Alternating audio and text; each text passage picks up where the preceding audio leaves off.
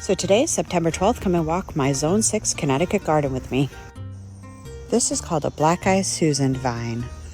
But unlike a Black-Eyed Susan, the center is hollow. The garden has been quite neglected the last few weeks. These Candyland tomatoes have been really productive. These are my winter tomatoes experiment. I'm gonna have to try it again, not in a grow bag. And I think I'm supposed to remove the fruit when they're about this size and bring them in and let them ripen over the winter inside. Because yeah, they don't ripen until later and then they've just been splitting and rotting, but they don't seem to want to get any bigger than this size. So I'll be bringing some of these in to try them out over the winter time. These are my 3 tomatillo plants. Hello. One of the varieties I grew makes really big tomatillos. My 2 beefsteak look really sad right now. Whoops. In the medicinal garden, my lobelia, which is new to the garden this year, is blooming, and lobelia is also called pukeweed. Yeah, I'll do a separate video on that one. I don't know if you can tell, but now we have a mole problem. Squish. And I already know we have a grub problem, so that's why the mole's here to eat the grubs. This is my horseradish. Don't plant horseradish unless you never want to get rid of it.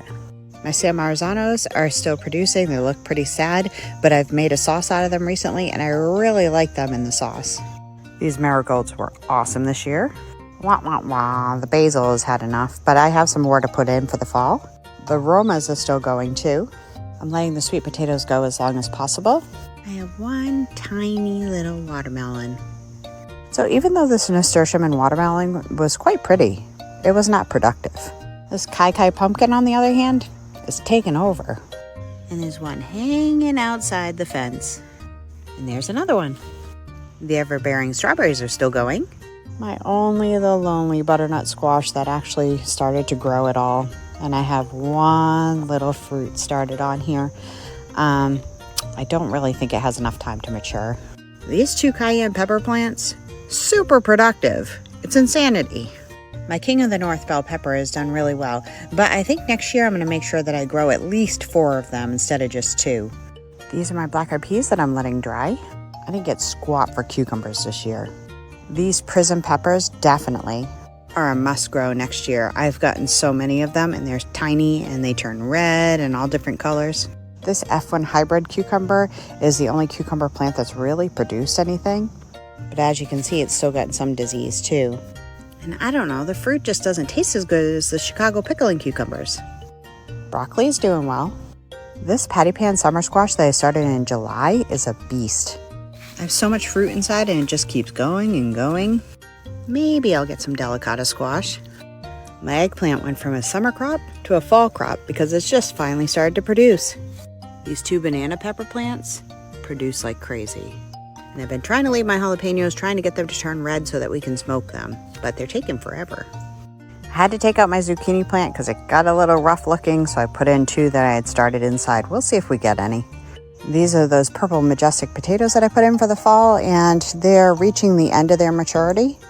And this is my fall cauliflower, which is loving this weather that we're having. By the way, the patty pan squash tastes really good. The strawberry runners and the June-bearing strawberries have gotten slightly out of control, and there's weeds growing up. Yay. Oh, and there's my baby Lou eucalyptus that I grew this year. I am going to dig it up and bring it in the house over the winter and see if I can keep it alive. And there's my straw flowers, which may actually produce something, maybe before we get a frost. This little vine just comes back year after year. By the way, this is tansy. It can get pretty big and slightly out of control. I kind of feel like my plants are kind of on steroids right now. Like now they finally decided to grow and it's September. And our first frost date is like October the 11th. By the way, this is amaranth. It volunteered itself this year. So there's a lot going on in here and I can't go over it all. So be sure to like and follow for more gardening and herbal content.